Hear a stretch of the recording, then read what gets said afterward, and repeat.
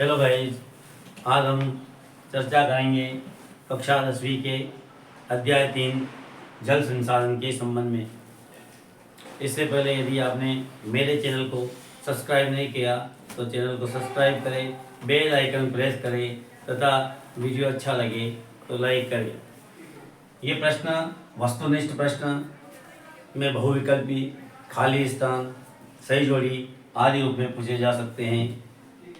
इस प्रकार से इस वर्ष 2024 में 30 नंबर के वस्तुनिष्ठ प्रश्न रहेंगे। इनमें से आपको किसी भी रूप में प्रश्न पूछे जाने पर उत्तर देने में आसानी रहेगी। पहला प्रश्न है, पृथ्वी का कितना भाग जल से घिरा है? पृथ्वी का कितना भाग जल से घिरा है? कितना में हम देखेंगे 3 अक्षर हैं, 1, 2 और 3। 3 मतलब 3। और हम जल के लिए बात कर रहे हैं। जल को इस ल को इस प्रकार अगर लिख दें, इस ल को उल्टा करके लिख दें तब भी हमें 3 दिखाई देते हैं। इस प्रकार 3 और आगे हम लिख देंगे बढ़ा करके चौथाई। इस प्रकार इसका ट्रिक के माध्यम से उत्तर हम आसानी से याद कर सकते हैं। दूसरा है प्रश्न, सरदार सरोवर बांध बना है। अब सरदार सरोवर बांध कहाँ बना है? इस दा को याद रखना है, दा से नर्मदा। सरदार में आपको दा याद रखना है और नर्मदा नदी पर यह बना हुआ है। इस ट्रिक से अपन आसानी से इस प्रश्न का उत्तर याद कर सकते हैं। सरदार सरोवर बांध कहाँ बना है? दा से नर्मदा आपको याद रखना है। भविष्यवाणी में के अनुसार 2025 में कितने लोग जल की कमी, एक कमी शब्द को भी याद रखना आपको, जल की कमी और कमी झेलेंगे। भविष्यवाणी के अनुसार 2025 में, अभी 23 चल रहा है, 25 में कितने लोग जल की कमी झेलेंगे? तो आप में से केवल आगे के 2025 में से केवल 20 याद आपको रखना है। तो आप हो जाएगा ये 20 याद रखना है, 20 और क से करोड़ याद रखना है, 20 करोड़। इस प्रकार से ट्रिक के माध्यम से इसे हम समझ सकते हैं और प्रश्न में ही सारे उत्तर छिपे हुए हैं। किस राज्य में बांस ड्रिप सिंचाई सामान्य है? देखिए, सिंचाई अगर हमें करना है, किस राज्य में बांस ड्रिप सिंचाई सामान्य है? तो सिंचाई किसी भी प्रकार की हो, उसको करने के लिए बरसात की आवश्यकता होती है और बरसात को करने के लिए मेघ की आवश्यकता होती है। अतः इस राज्य में, यानी मेघ से मेघालय राज्य में,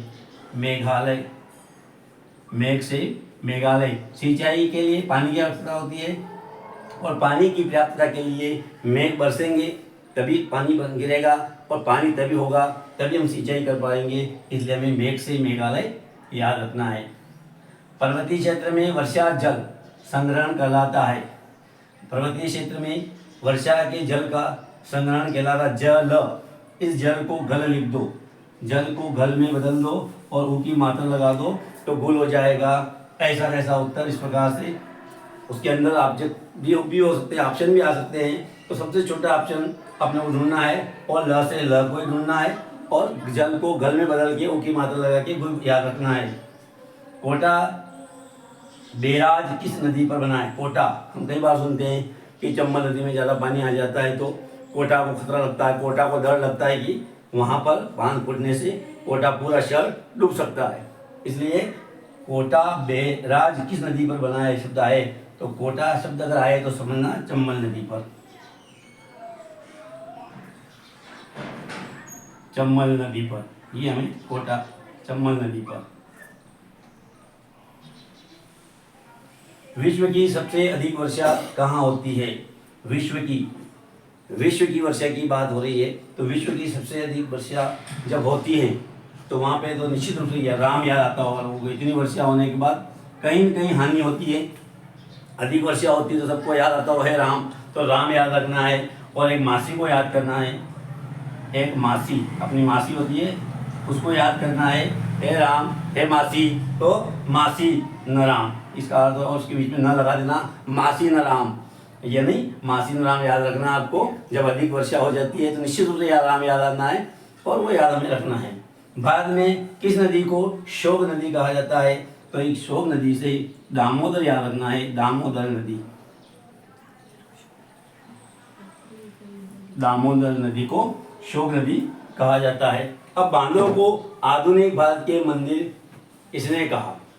देखिए बांधों की शुरुआत जो हुई थी या बांध का जो भारत में भी बनने के तो सबसे पहले जवाहरलाल नेहरू जी प्रधानमंत्री बने थे और उसके बाद बांध का निर्माण हुआ था। इसलिए ये बात ही शायद वही कह सकते हैं, इसलिए हमें याद रखना है जवाहरलाल नेहरू।